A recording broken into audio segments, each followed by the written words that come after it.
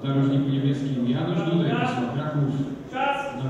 W narożniku czerwonym Mateusz Wosiło, Wrocław.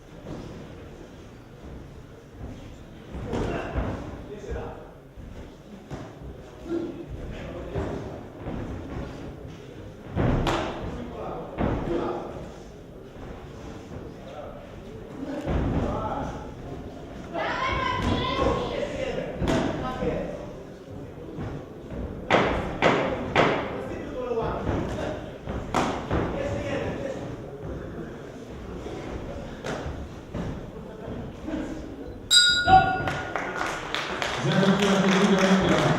Pojedynku ring wolny, trzecie starcie. Trzecia, ostatnia runda. Czas, patrz! Tak, jedź teraz! Dawaj, dawaj, ostatnia runda! O, Iweczka, teraz prawo jedzie, dawaj, jest na nawigacji. Odwróć się za nim, podwróć się. Raz, raz, dwa.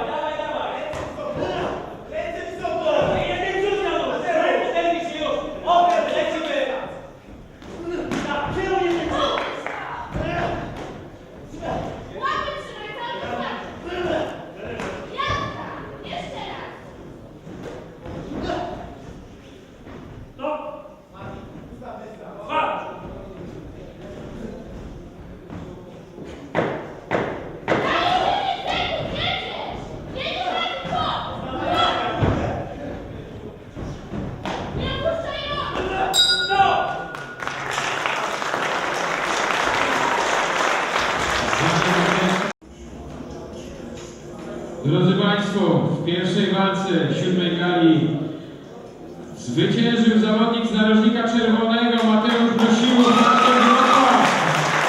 Jednogłośnie Mateusz Brosiło, Wrocław. Dziękujemy zawodnikom.